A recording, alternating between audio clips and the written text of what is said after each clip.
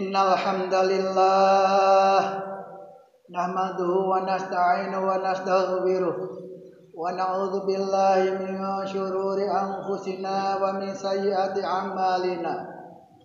May yahdihillahu fala mudhillalah wa may yudlil fala hadiyalah. Wa asyhadu an la ilaha illallah wahdahu la syarikalah wa asyhadu anna Muhammadan 'abduhu wa rasuluh. Allahumma sholli wa sallim wa barik ala nabiyyina Muhammadin wa ala alihi wa ashabihi wa man tabi'ahum bi ihsanin ila yaumiddin. Ya ayyuhalladzina amanu taqullaha haqqa tuqatih wa la tamutunna illa wa antum muslimun. Ya ayyuhan nasu taqu rabbakumul ladzi khalaqakum min nafsin wahidatin wa khalaqa minha zawjaha wa bassa minhuma rijalan katsiran wa nisaa'a. Wattaqullaha alladzi tasaaluna bihi wal arham. Innallaha kana 'alaikum raqiba. Ya ayyuhalladzina amanu taqullaha wa qulu qawlan sadida yuslih lakum a'malakum wa yaghfir lakum dzunubakum wa may yuti'illaha wa rasulahu faqad faza fawzan 'azima. Hadirin jamaah Jumat rahimakumullah, marilah kita senantiasa meningkatkan ketakwaan kita kepada Allah Subhanahu wa taala. Marilah kita bersama-sama waspada dalam ketaatan kita kepada Allah. Ketahuilah bahwa salah satu perbuatan kita yang teramat penting bagi kita adalah saling mengingatkan di antara kita, saling menasihati dalam urusan penyempurnaan iman dan sabar.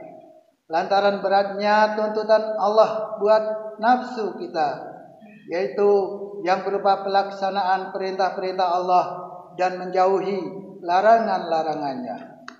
Ketahuilah bahwa ulama itu adalah pewaris Nabi dalam menyebarluaskan ilmu agama, menunjukkan jalan yang hak dan mana yang diridai Allah, serta menerangkan mana yang hak dan mana yang batil. Berkat perjuangan para ulama, orang bisa terhindar dari kesesatan dan dapat mengayuh kebahagiaan di dunia dan di akhirat. Para ulama ibarat lampu yang dapat menerangi hati yang gelap. Sekiranya tidak ada ulama, pastilah manusia hidup dalam kegelapan serta bergelimang dalam dosa dan kemaksiatan. Mereka yang kuat akan menguasai yang lemah. Mereka yang kaya akan menguasai yang miskin dengan tanpa memperdulikan rasa peri kemanusiaan. Itu semua bisa terjadi kalau tiada bimbingan para ulama, atau bimbingan para ulama sudah tidak dihiraukan lagi. Rasulullah Shallallahu Alaihi Wasallam bersabda, al-ulama'u masabihul ardi wa khulafaul anbiya wa warasatul anbiya. Ulama itu sebagai lampu-lampu di bumi, pengganti para nabi, pewarisku dan pewaris para nabi. Hadis riwayat Ibnu Adi dari Ali. Di lain hadis, Rasulullah Shallallahu Alaihi Wasallam juga bersabda bahwa ulama itu pewaris-pewaris Nabi. Ahli langit atau para malaikat mencintai mereka, dan ikan-ikan di laut memintakan ampun untuk mereka bila mana mereka itu mati hingga hari kiamat. Hadis riwayat Ibnu Najjar dari Anas. Diriwayatkan di dalam sebuah hadis bahwa besok pada hari kiamat di muka pintu surga didatangkan 4 golongan. Mereka datang tanpa melalui perhitungan dan tidak disiksa sama sekali. 4 golongan itu adalah para ulama yang mengamalkan ilmunya, orang-orang haji yang di waktu menunaikan ibadahnya, tidak melakukan hal-hal yang dapat merusak hajinya. Orang-orang yang mati syahid dalam menegakkan agama Islam dan para dermawan yang membelanjakan hartanya di jalan Allah tanpa disertai dengan sifat riya atau pamer atau pingin dipuji orang. Keempat golongan itu saling berebutan ingin lebih dahulu masuk ke dalam surga. Akan tetapi Allah kemudian mengutus malaikat Jibril untuk menghukumi mereka. Siapakah yang lebih pantas masuk ke surga terlebih dahulu? Maka malaikat Jibril pun datang kepada mereka serta berkata kepada orang yang mati syahid, apakah yang telah kamu perbuat di dunia ini sehingga ingin masuk surga pertama? Saya telah terbunuh dalam peperangan karena mencari keridhaan Allah. Dari siapakah kamu mendengar tentang pahala orang mati syahid? Dari para ulama, jawabnya singkat. Jagalah kesopanan. Janganlah kamu mendahului gurumu yang telah memberikan pelajaran kepadamu, jawab Jibril memperingatkan. Kemudian malaikat Jibril pun menanyai orang haji dan para dermawan yang berada di muka pintu surga, sebagaimana pertanyaan yang diajukan kepada orang mati syahid. Mendengar ucapan malaikat Jibril seperti itu, para ulama pun menjawab dengan penuh takzim seraya berkata, ya Allah, tiadalah aku dapat menghasilkan ilmu kecuali dengan kedermawanan para dermawan. Benar juga kata orang alim itu. Hai Ridwan, sekarang bukalah pintu surga dan persilahkan para dermawan masuk lebih dahulu, kemudian barulah orang lain menyusulnya, perintah Allah. Demikian sekilas cerita yang menggambarkan kearifan para ulama, sehingga beliau-beliau itu wajib dimuliakan. Rasulullah Shallallahu Alaihi Wasallam bersabda, barang siapa memuliakan orang alim, berarti dia benar-benar memuliakan aku Rasulullah. Dan barang siapa yang memuliakan aku, maka Allah memuliakannya, sehingga tempatnya adalah di surga. Di dalam hadis yang lain beliau bersabda, muliakanlah ulama, maka sesungguhnya mereka itu di sisi Allah adalah orang-orang yang mulia dan didorong dan dihormati. Dengan memahami hadis-hadis di atas, orang yang akan memaklumi bahwa ulama itu adalah amat penting fungsi dan posisinya bagi kehidupan umat manusia. Beliau adalah pewaris Nabi yang merasa bertanggung jawab kepada Allah Subhanahu wa taala, sehingga kesadaran akan tanggung jawab itu para ulama berani berkata benar kepada siapa saja dan di mana saja, apapun resiko yang akan menimpa dirinya, karena hal itu memang merupakan tugas utamanya, yaitu amar ma'ruf nahi munkar.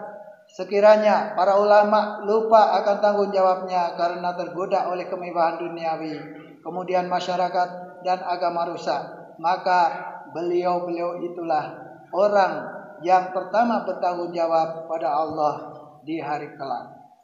Saudara-saudara muslimin yang dirahmati Allah Subhanahu wa taala, di lain hadis Nabi Shallallahu Alaihi Wasallam bersabda, akan datang kepada umatku suatu masa di mana mereka lari menjauhi para ulama dan ahli fikih. Maka Allah akan menurunkan cobaan kepada mereka dengan 3 cobaan. Yaitu yang pertama, Allah menghilangkan berkah dari pekerjaan mereka. Yang kedua, Allah menguasakan kepada mereka seorang penguasa yang zalim. Dan yang ketiga, mereka keluar dari dunia atau mati dalam keadaan tanpa iman. Hadirin jamaah Jumat yang dimuliakan Allah, cobaan yang ditimpakan oleh Allah karena tidak atau kurang menghargai para ulama itu bisa saja terjadi pada suatu desa, suatu daerah, atau suatu negara bila mana penduduknya dari masing-masing itu benar-benar telah berbuat seperti apa yang yang diisyaratkan oleh Rasulullah sallallahu alaihi wasallam. Di dalam hadis di atas, Allah mengetahui segala apa yang kita perbuat terhadap mereka. Segala pura-puraan yang pada lahirnya kelihatan mencintai para ulama, tetapi di balik itu ada maksud-maksud tertentu yang menghinakan mereka, pastilah tidak samar bagi Allah. Maka tunggulah saatnya azab dan cobaan datang silih berganti tanpa henti-hentinya. Hanya kaum yang menghargai para ulama lah yang dapat mengenyam kebahagiaan dan ketenangan lahir dan batin. Barakallahu li wa lakum fil Qur'anil azim wa nafa'ani wa iyyakum bima fihi minal ayati wa dzikril hakim. Wa taqabbala minni wa minkum tilawatahu innahu huwas samiul alim. Aqulu qali hadza wa astaghfirullahal azim li wa lakum wa li syairil muslimina wal muslimat wal mu'minina wal mu'minat fastaghfiruhu innahu huwal ghafurur rahim. Allahumma shalli ala sayyidina Muhammad wa ala ali sayyidina Muhammad.